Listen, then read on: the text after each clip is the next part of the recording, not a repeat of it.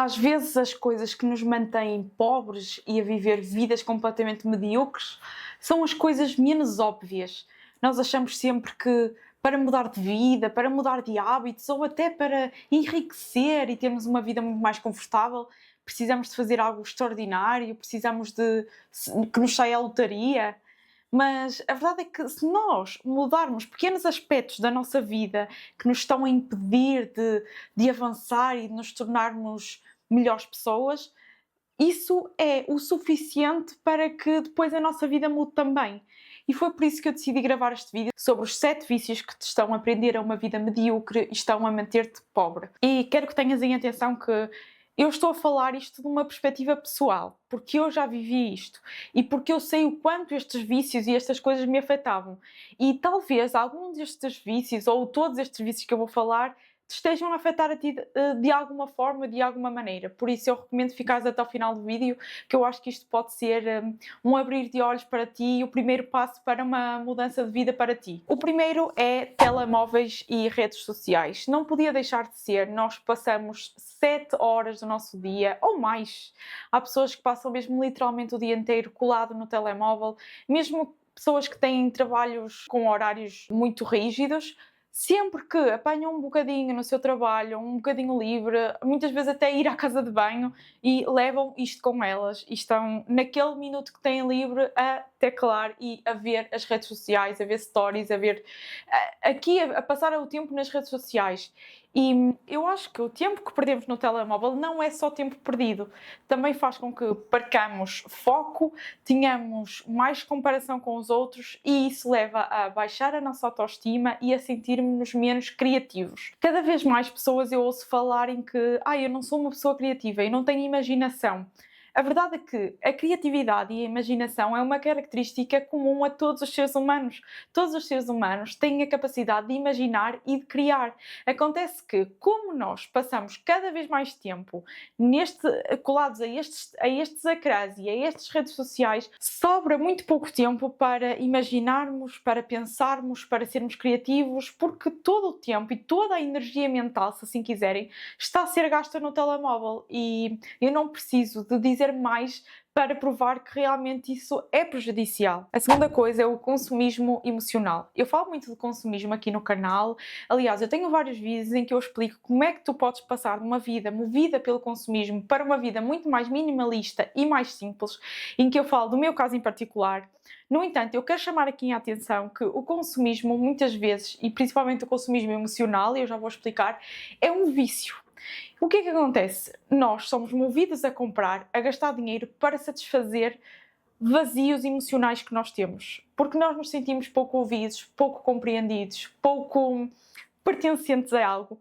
Nós precisamos de comprar, e eu acho que já trouxe esta ideia, aliás, num vídeo, para nos sentirmos pertencentes e para nos sentirmos de alguma forma preenchidos. Então, o comprar não é muitas vezes, ou na maioria das vezes, por necessidade daquele objeto específico, ou por necessidade de consumir aquilo especificamente, mas por necessidade de pertencimento e de preencher angústias e vazios que nós temos dentro de nós. E eu observava isso na minha vida sempre que eu fazia uma encomenda de uma loja, comprava roupa ou alguma coisa que eu achava que precisava e que queria, mas depois as coisas chegavam e eu não sentia vontade de as abrir, não sentia vontade de abrir as encomendas e de ver as coisas. E muitas vezes as encomendas eu sei que isto até parece mal dizer, mas arrastavam-se durante 2 ou 3 dias lá em casa sem que fossem abertas. Então, comprar, no fundo, era um impulso e era um colmatar de um vazio emocional que eu poderia estar a sentir naquele momento. Quando eu aprendi a controlar mais esse impulso de comprar e mais essa necessidade emocional sobre determinadas coisas, também me ajudou não só a ter mais cuidado com o meu dinheiro e a poupar mais dinheiro, mas também a ter mais controle sobre as minhas emoções. A terceira coisa, também muito relacionada com isso, é comida por conforto. Sim, a comida pode ser um vício que está na nossa vida. E eu entendo isso de uma forma muito complexa. Eu não sou nutricionista nem profissional na nutrição, mas eu consigo observar que muitas vezes nós comemos porque queremos colmatar certos desejos e não propriamente porque nos sentimos com fome. Isso quer dizer que nós só devemos comer para matar a fome, não devemos comer por prazer? Não. Mas nós também devemos ter um certo cuidado e uma certa cautela sempre que necessitamos de comer, ou sempre que vamos comer, no caso, seja por prazer e seja por necessidade também emocional e necessidade de conforto. Isto eu dizer o quê? Que, por uma razão, eu chamei a este vídeo vícios. Porque uma coisa é tu fazeres uma vez ou outra algo que se calhar até nem é uma escolha tão boa, como comer um fast food ou uma comida pior, em determinada altura. Outra coisa é usar isso como rotina, é a regularidade com que tu fazes isso. E eu falo também por mim. Eu todas as semanas tinha que comer um fast food. Eu quase todos os dias sentia vontade por alguma coisa que não era necessário. O meu corpo não necessitava daquele alimento. Nós, cada vez mais, fazemos as nossas refeições com distrações. Ou a ver um vídeo no telemóvel, ou a ver uma série, ou então a ver a TV e notícias na televisão. Isso faz com que nós estejamos distraídos a comer, não tomamos percepção que estamos a ingerir, que estamos a comer, no fundo, e acabamos por comer mais e ficar menos satisfeitos, porque o nosso cérebro está dividido entre a atenção de estar a comer e a atenção de estar a fazer outra coisa qualquer. Então, muita atenção em transformar a alimentação e a comida num vício, que pode ser não só prejudicial para a saúde física, para a nossa saúde, como também para a nossa carteira, porque é verdade que eu muitas vezes gastava dinheiro em restaurantes que não havia necessidade, e também para o nosso bem-estar físico e emocional. A quarta coisa é séries e programas de entretenimento. É verdade que o nosso cérebro precisa de descanso e precisa de entretenimento. É verdade que é uma necessidade que nós temos de, muitas vezes, escapar das nossas preocupações, da nossa vida e estar ali simplesmente a estar entretido, a ver uma série. Acontece que, quando nós utilizamos isso, e mais uma vez eu apelo para a frequência, nós utilizamos isso para ser um escape frequente à nossa vida real. Se nós, frequentemente, chegamos do trabalho, chegamos a casa e vamos ver sempre aquela série até altas horas da noite, e nos esquecemos, muitas vezes, das nossas demandas, daquilo que nós temos para fazer, usamos, no fundo, a série como um escape para a nossa vida de verdade, isso prejudica-nos.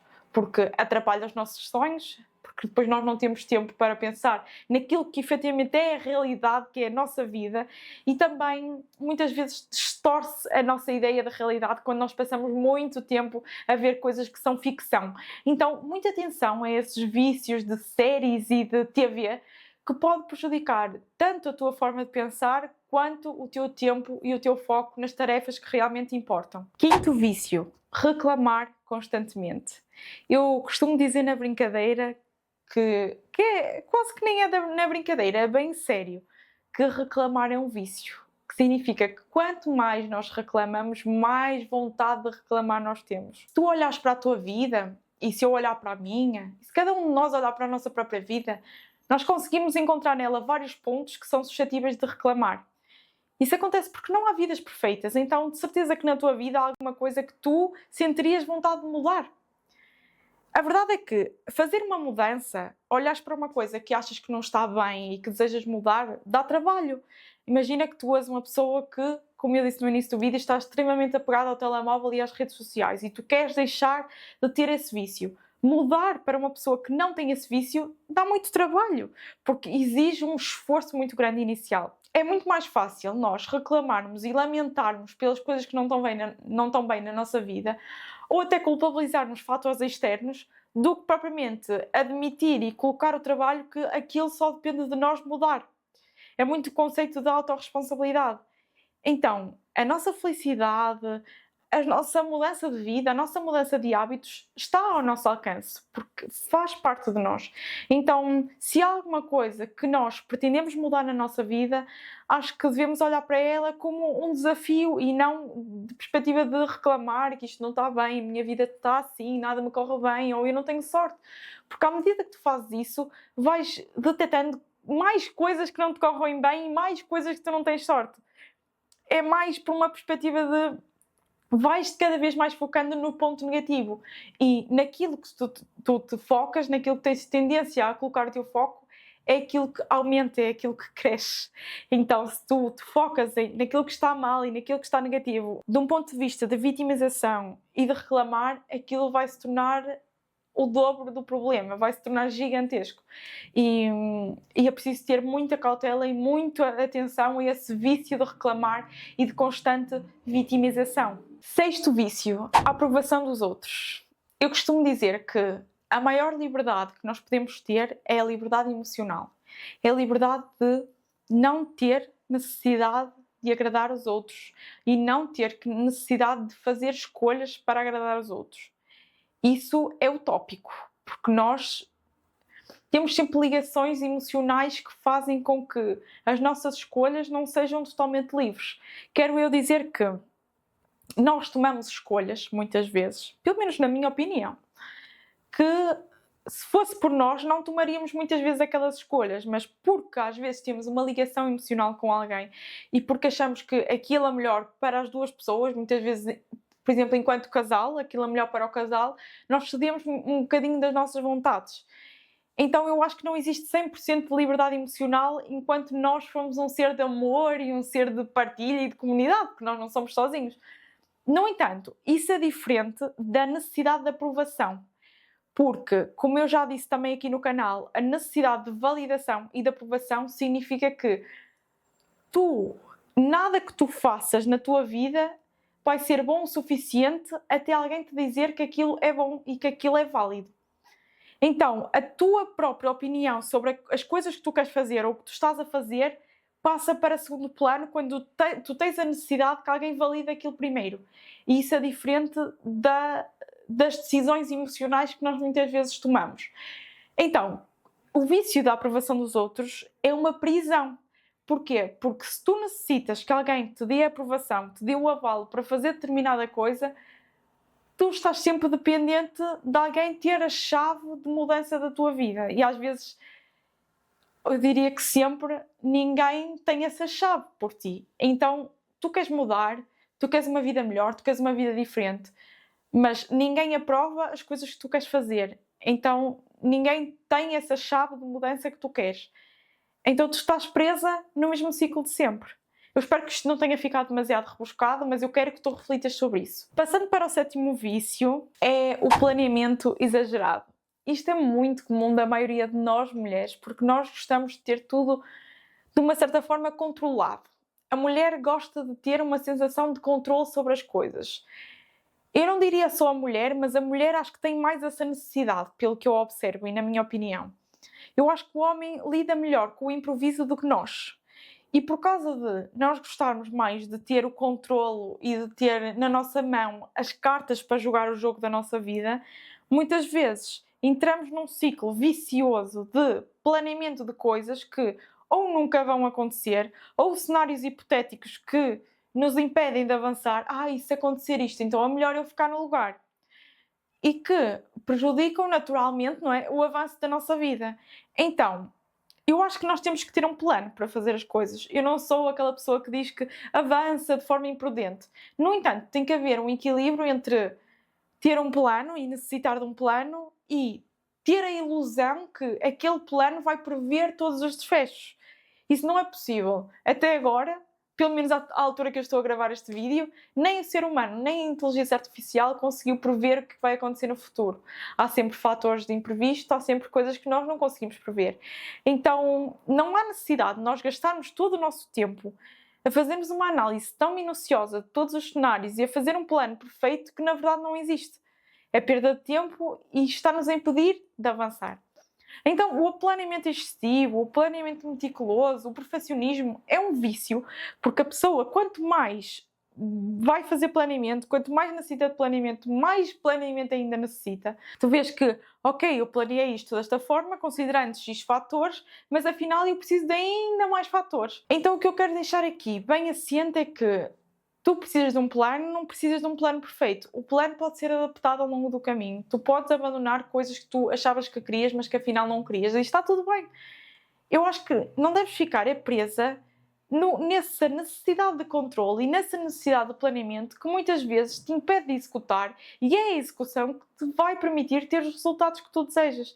Então, se tu não queres estar nesse ciclo vicioso de frustração, acho que passa muito por deixar as coisas mais fluir e não te apegares tanto a planeamentos. Se tu por acaso tens interesse neste tópico de mudança de hábitos, nomeadamente no hábito da leitura, ser um hábito que tu consideras valioso e que pretendes adquirir esse hábito na tua vida, clica no link da descrição, vai-te redirecionar para um grupo do WhatsApp e lá vai ocorrer a pré-venda do meu passe do Clube do Livro. Eu estou muito ansiosa pela abertura do Clube do Livro.